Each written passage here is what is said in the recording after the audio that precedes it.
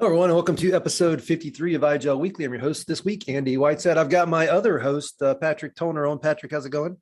It's going good, Andy. Nice to be here. I think I was telling you I'm out, still down at the Jersey Shore in transit to Florida, and we have some beautiful Irish weather down here. It's pouring out, just enjoying the breeze and the scenery. So I sent you and Chris an email 30 minutes ago saying, hey, I can't make it today. Can you run this? And I called Patrick. He said, yeah, I'm setting up my office in this makeshift garage. I'm like, oh, I better jump on the podcast. Yeah, it's kind of peaceful out here. So there's no electrical outlet. So it's nice because I can have my phone as my hotspot. I have my laptop as my device and, working pretty well. Man, that is the epitome of work has no boundaries, work from anywhere, hybrid work, sell your house, go live in a garage for a month and still get work done. That's it, right? That's the good side of the digital workspace EUC hybrid world that we're living in. We're going to talk about the other side of it in a second. Chris, Feeney, what's going on in your world?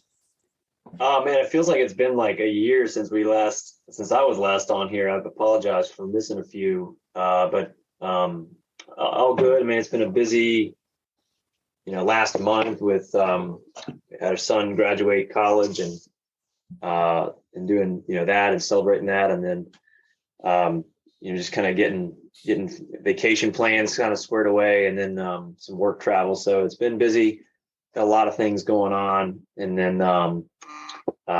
just trying to get some work done in between. But you know what? I was thinking, I was on vacation last week, and I was thinking about the fact that it used to be that when kids got out of school, there was a month or two or three where it was summer and things slowed down. I honestly think we've flipped that over and things get more accelerated during the summer season now because we're trying to do vacations and we're trying to work and we're trying to get as much in as we can. I think in the long run, I think for the psyche of the human being, I think we're screwing up. But I love to work, so I'm going to keep doing it anyway.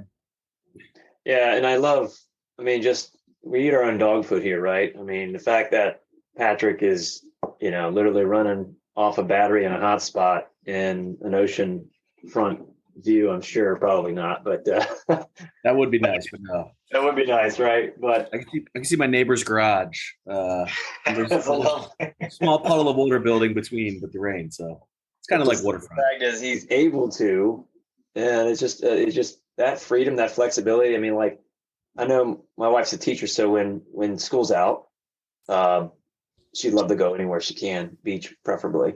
And I'm okay if I just go and I work from the beach, right? Maybe a few days R&R, but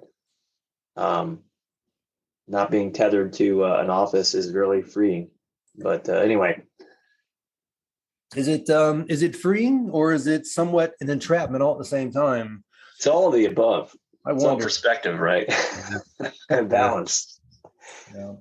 So, well, let's talk about today's topic. The blog that we've chosen from the corporate IGEL site is Easily Navigate EUC Industry Turbulence with IGEL OS. And I think that's an interesting topic because we need stable things in a scenario where there's lots of turbulence in the digital workspace /EUC/VDI world. And with Citrix being bought by private equity and moving towards a world where maybe it's more focused on their core things, VMware being sold by Dell or spun off by Dell and then bought by private equity bought by another company, and no one being sure if they're going to stay true to what they've been doing for all these years, especially around the EUC side of things. It's really important to have partners like XenTegra, like IGEL, third-party ecosystem partners that are continuing to add value and helping customers get what they need out of the solutions. And I think that's really what Dan O'Farrell's talking about in this blog, isn't it? Yeah, it's because you think I was thinking about this, companies are making decisions, especially if they're going to, subscription gives them flexibility, right? I'll just do it for 1 year, but maybe they go 3 or whatever. They're, depending on the industry, they're making change. They don't want to continually do changes. They'd rather have something that allows them flexibility if they're letting something expire and replacing it with something else. But at the end of the day, being able to have something that can allow the user to switch seamlessly to some other thing, and just maintain continuity. And obviously IGEL fits into that very well here. So. Oh, and is that because of IGEL? Is that because of Linux? What's the technical reason why IGEL is a stable piece in this industry? I think several fronts. As far as access to, we have all the ways to get there, browser, clients, that type of thing, to whatever environment, the major ones being out there, but then some that are not so major, but a lot of flexibility there. That's one thing. It is a focused in-point operating system, and built on a great user experience, but the ability to also not be tethered to specific hardware to run on. We can cover the gamut on a lot of different options, giving flexibility to customers in terms of where they ultimately spend their money. And you'll hear a lot about, you probably already have, sustainability, right? I mean, a green approach. Your nonprofit is a big example of that. In fact, I probably have a couple laptops I need to ship your way for that reason. Give it an extra set of life for somebody that doesn't need necessarily a ton of horsepower, just needs a browser, whatever, get to something, check email, whatever. But that flexibility IGEL offers is also a big piece of this. So that's my short answer, sort of. Patrick, your thoughts? Yeah, I think it's like similar to what Chris was saying, right? But IGEL is pretty well positioned right now with all of this. I mean, not just from a technical standpoint, but also just from IGEL knowing their space in the market, being an operating system that's purpose built to connect to other back-end things like desktop as a service or VDI, and having the partnerships in place already with Citrix, VMware, Microsoft with ABD, obviously Amazon workspaces, and then even the other ones, Tanix Frame, Parallels. I mean, there's all of the built-in agents are there, and all of the relationships are there with the IGEL Ready program. So I think if you're an admin, and maybe you're a Citrix shop, you're a VMware shop, and you're looking at some of the trends, you're going, I don't know which way this is going to go right now. You're really well positioned because those other agents are there. So if AVD over the next 5 years or 10 years, whatever happens, if they become the new trend, people are really moving to them. An innovator like a Nerdio being kind of side by side, you're already positioned for that. And I think that's really IGEL kind of knows they're exactly who they are in the market. They're not trying to be anything other than that. And I think that's where it's a really nice fit. Yeah. Well, and I have a couple thoughts on that. Okay, so first of all, Dan has 4 bullets here. Is it secure? Is it manageable at scale? Is it providing a good or great end user experience to a highly distributed hybrid workforce? I threw the word hybrid in there because sometimes everybody's in the office. Sometimes some of the people in the office. Sometimes nobody's in the office. Sometimes it's a mix. And does it reduce capital cost and management costs associated with hardware, which is still a necessary evil, no matter whether it's BYOD or company owned?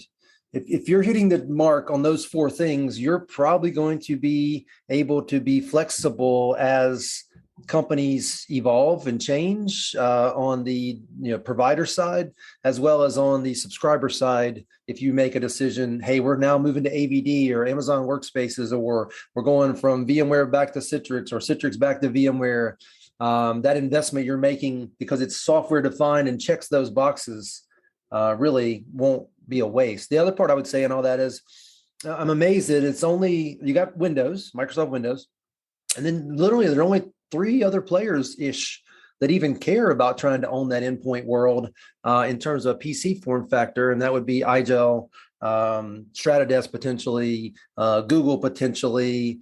But it seems like a world that if you just carve those pies up into 4 different chunks, everybody would be happy. It's not an area where technology companies are focusing.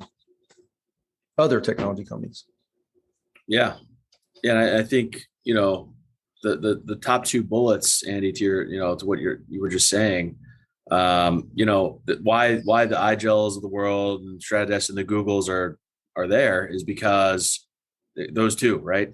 You can't really manage Windows. I mean, I know Intune is, being pushed, but it's not going to be able to be managed at scale the same way because Windows is doing so many other things. And of course, from a security standpoint, you're just not going to have, you're not going to have the success you would have with something like IGEL with that lockdown read-only OS and being Linux on the back end. It's just a much more secure solution. So well, the attack vector is so much smaller. And let's be honest, you can make Windows really secure, but you're really working hard to get it done, potentially neutering what makes Windows great to begin with. Why bother? Yeah, exactly. Yeah. I mean, it's interesting. I was just thinking through each of these bullet points in sort of a comparison to running Windows on the endpoint versus IGEL, for example. There's obviously a lot of solutions out there. Bullet point 1, secure from malware, other endpoint threats. There's a lot of solutions out there that are designed to protect it. And some of them have automatic mitigation components. If something happens, they can begin doing whatever. And I've been talking with, various customers that have these tools or whatever like that. And in some industries, they're afraid to turn it on because of what may happen. And what does that mean? Well, it could, bullet point 3, that user experience may get impacted while they're dealing with it. Then take a larger operating system to try to manage that at scale and push it out and updates and that type of thing. All these things begin to add up over time.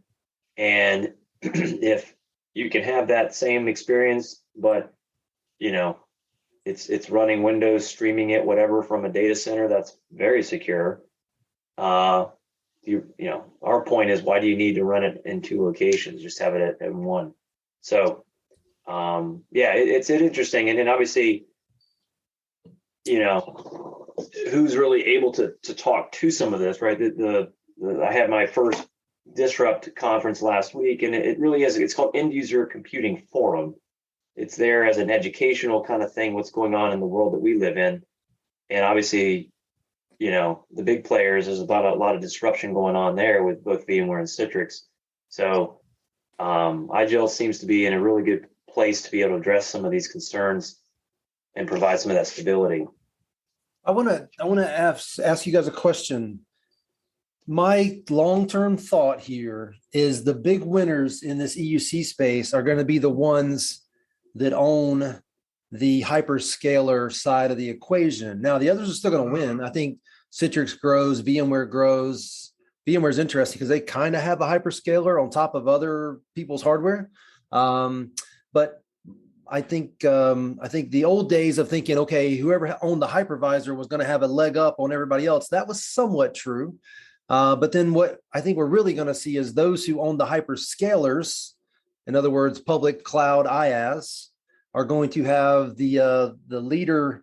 They're going to be the leader for the EUC workloads. And then if that's not good enough, then you're going to have the bolt-ons like the Citrixes and the VMwares. But I think AWS, Microsoft, and to a much distant third, Google, owning those hyperscalers is going to have the first shot at that EUC/digital workspace workload. What do you guys think as far as that and how that may be playing into this disruption here? Yeah, I think we're already seeing that a little bit, Andy. I mean, you look at a lot of our Citrix customers, have already been moving, they're running Citrix in Azure, right? They're using Azure as their hyperscaler. Their VMs live there, their application data lives there. But they're still running Citrix. They're using Citrix, HDX, and they have Citrix, in my opinion, at the moment has the best peripheral support and device support and all the different virtual channels that they have. VMware's close. They're kind of neck and neck, but it's like, I think we've already started seeing that trend. The days of so many people like, just I want to get my stuff out of my data center, get rid of that bill. I'll just pay monthly to Microsoft. So in that scenario, to your point, Microsoft wins either way, whether you're running Citrix or Azure Virtual Desktop. Your VMs are living in Azure in that scenario. They're still winning. Right. Well, and a quick XenTegra plug, we're building out our own data centers. Currently, we have 2. My goal is to have 3 or 4. A lot of our competitors are moving totally to public cloud IaaS. I think having our own hyperscaler private version of it is going to give us an inside track to helping a lot of customers that are going to have unique needs, whether it's technology needs or cost needs. I think 100% going all in on public cloud is a potential limiter in the future as far as controlling your destiny and your customers' ability to have the solutions they need. Yeah, it seems like it's a circular trend, right? It used to be, hey, you have this huge mainframe computer and everybody connects to it, and it's kind of come full circle. You wonder if in 10 years there'll be a trend to go back to private data centers. It's an interesting thought. Well, the thought I have there is if trust or some access is cut off to these public cloud, these infrastructures. I mean, we've seen things come up, right, where some change occurs somebody makes a DNS change. I'll just, use that as an example. And somehow AWS goes down or a portion of their, like what was it, an actual, something happened, right? And all of a sudden you lose access. I mean, it does beg the question, if your business is down and you literally cannot work, you can't serve your customers, maybe I should consider another option, right? And so all these things come out in play. I think you'll have some of that, but I also think there's tremendous redundancy built in for those things in those public data centers as well. But So Dan, cost. Yeah, sorry. Go ahead, Andy. Dan asked a question here. What percentage of workloads will go into public cloud? I think the actual real way to ask it is what percentage of customers will move everything into public cloud. And if that number is anything, I think it's going to be single digits, maybe, I don't know, 20, 30%, maybe gets 100% public cloud. What are those others going to do that need that flexible option? Well, that's where private cloud options or, your own data center, I don't think it goes away. Not in my career, not for 100% of the companies. I agree. I think, there's cost. If you look at some of I was listening to Nerdio present last week, one of the things from a cost savings perspective, and I actually experienced a little bit of this over the weekend. I've got some VMs running 24/7 in Azure, and I decided, let me add another VM, and then I shut it down. Well, that little setting it up and then shutting it down and still having it on my account pushed me over my credit limit. And it literally said, sorry, and it automatically shut my other VMs down. And one of the things that Nerdio was talking about how is if a device goes down, that can actually shift it over to less expensive disk space or disks or whatever.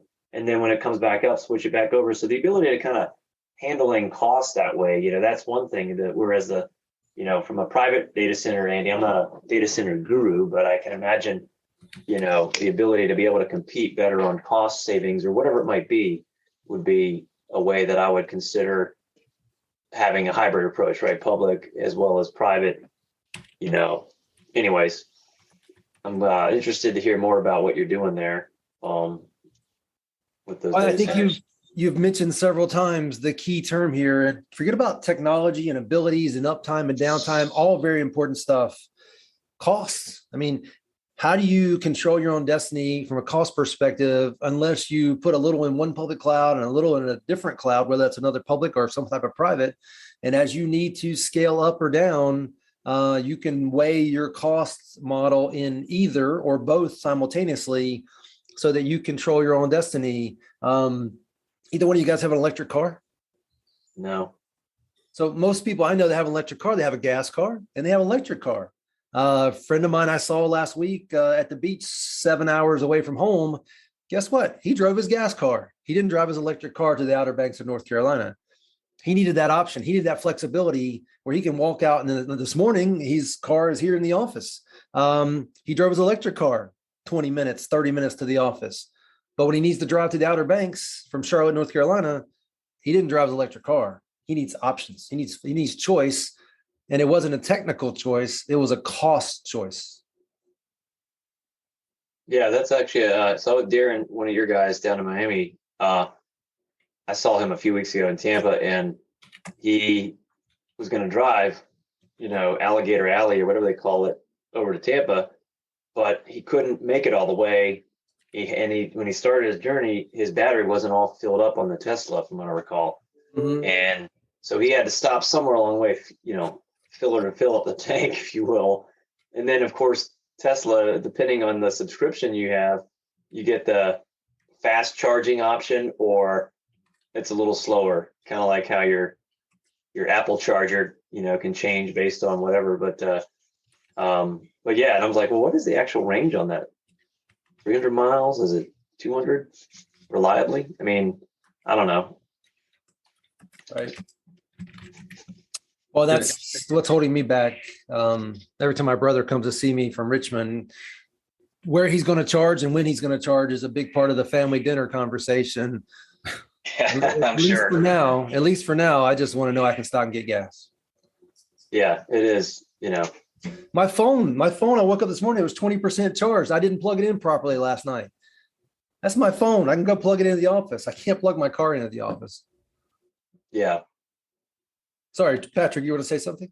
No, I was just saying, it's a great analogy because it's, talking about the electric versus gas, just needing options. I mean, we're seeing kind of what we're talking about today, right? With just all of the uncertainty. Hey, which way is this going to go? Because these are great conversations. We can speculate, and it's, who knows how this is going to go. I mean, obviously, in our space here in the EUC, I mean, obviously Microsoft, you would think, would have the big advantage here, being that they create, they run the operating system. Everybody needs to run in the cloud or in a data center. But, I think it's just, we're highlighting a lot of the uncertainty, a lot of the, discussion that many people are having, that a lot of different organizations are having. Hey, which way is this going to go? But the point is, overall of this article is like, hey, if you standardize on a technology like IGEL, you're going to be safe no matter which way this thing goes, right? If Microsoft, if AVD takes off, and this is very unlikely, but let's say one of these other organizations, they just completely gut their EUC practice and they go down the tubes, like, you have the ability to make the switch and keep your endpoints in place. There's not a lot of disruption. And I think it's really, it's really in a world where things really are uncertain, it's nice to have that stability, at least in one place. It's like, okay, we can flip a switch and we're up and running no matter which way this thing goes. Yeah, 100%. You need to be able to, like, look, we've seen it. You guys have probably seen it, right? Where you go into a company that's moving from product A to product B for the EUC. They were sold into this madness called zero clients that locked you in, which is really the big play behind zero clients. It was a gimmick from day one. You basically just took a lean operating system, stripped out all the competitors, and called it a zero client, and marketed it as something special, and it really wasn't. We've seen a lot of places where you have to go in and you have to get all those units out and replace it with something else. IGEL, other than Windows, IGEL is the only other one that really can give you that ubiquitous layer at the endpoint, so that conversation isn't an ugly one a year from now, 5 years from now, 10 years from now. Yeah, no, I think about the that last point you just made. The first few opportunities I worked on when I came to IGEL a few years ago were customers that had been locked into that zero client of choice. Generally speaking, Teradici, for example, and just getting to VMware more specifically, but just seeing that change when VMware went to blast and the reasons why, and here they are kind of milking 7 years on this device, but they're facing we got to make a choice, and the reason why they even looked at us was because we offered that option to them, maintain status quo, also give them flexibility if they ever make a switch to some other technology. Right. Yeah, I mean, but unfortunately, those Teradici devices definitely had to get replaced. So can't really do things on the sustainability piece there, but there is a lot of flexibility with options with the IGEL Ready program, which I'm excited about, because it just, that continues to grow the ecosystem. And I love working with our partners and trying out their technologies, is just, making it just work. At the end of the day, check this box, plug in, start with whatever, and it just works. Yeah. Well, taking this whole conversation and kind of wrapping it up and getting someone's feedback, that would be super important. At the end of the day, you bring out that ransomware, that security card, and pretty much eliminate, not 100%, almost 100%, pretty much eliminate the ability to get attacked at the endpoint. And that's kind of like, that trump card where you just trump everything else that could be used as I'm not interested. And all of a sudden, everyone should be interested in a secure Linux, read-only, controlled, managed scenario. I don't know about you guys. It's very rare that I find someone that last little bit of security conversation doesn't at least force the conversation to play itself out. Oh yeah. I mean, whether I'm not ready to pull the plug and go all in yet, but knowing maybe I'll start with the disaster recovery option and IGEL being part of that, maybe AVD or whatever as well. But at some point, when are you going to cross the threshold and just say, why don't I just make this my more permanent solution? Yep. And I'm grateful for you guys because you guys get it, you understand that, and certainly appreciate you bringing IGEL into the conversation when the opportunity presents itself. Yeah, it's funny. I talk to people every once in a while that try to talk to us about doing that, whether it's IGEL or Nutanix or what have you. And I'm like, obviously you don't listen to the podcast. You don't have to sell us. We came and found you. Yeah. No, I'm just agreeing. Yeah. Well, guys, any other thoughts on this topic of the turbulence in the industry and where stable players like IGEL are going to help make us all a little better getting through it? No, I think we kind of really covered a lot of it. I would say anyone listening, if they're interested in, if you haven't looked at IGEL, or you're maybe listening to this for the first time, you want to take a look, reach out to us at XenTegra. We can help you.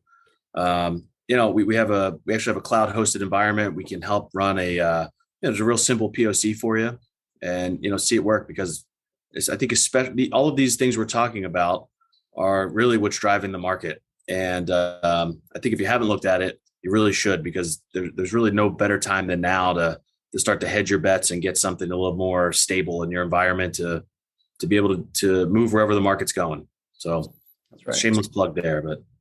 And that move can be quick, as we've talked about. It could be slow. It could be a hybrid. That's the beauty of it. Yep. All right, guys. Well, I appreciate it. And Chris, good to have you back on. Patrick, thank you for hosting some of the other ones. I've been kind of MIA as well, and we'll get this one posted, and we'll keep adding value. I guess I will make a quick shameless plug. I will be at IGEL Disrupt DC, and then eventually New York. I will be there not as XenTegra, but as XenBlocks, which is my TCO alternative hyperconverged solution for making VMware and Citrix end-user compute on-premises environments much more cost-effective and easy. So I'm looking forward to seeing people there. Hopefully, if you come by, just mention that you listen to the podcast. That'd be great. Chris, anything from your side? I think I will probably see you there as well. So I'm driving up tomorrow. If you want me to swing by and pick you up on the way. You are driving? I don't have a choice. I've got a 70-pound server I got to take with me. I'm looking to work with other vendors. Let's chat offline, because I'm looking at either a flight or whatever. But I wouldn't. If you need, let's chat offline. That might work. Okay. All right, Patrick. Anything from your side? I was just wondering if you're going to take that up in a gas or electric vehicle. I've seen his truck. The conversation. Yeah, not an electric truck. Well, and this is okay. So this is a really interesting conversation to go along with this. I don't have an electric vehicle yet. I am looking to get a golf cart at some point for local around town stuff. I have an F-150 that sucks a lot of gas. So what do I do in this scenario? I go out and rent a car for 3 days. Wise choice. Yeah. I have a Silverado, but it's a hybrid. I could put ethanol in it, which lately I've been doing because it's $3.50 a gallon or something. So, wow. Anyway, by the way, last thing, June 14th, Flag Day. So don't forget it. Put a flag out if you got one. God bless America. Perfect. All right, guys. Thank you. All right, fellas. Hey. Thanks, everybody.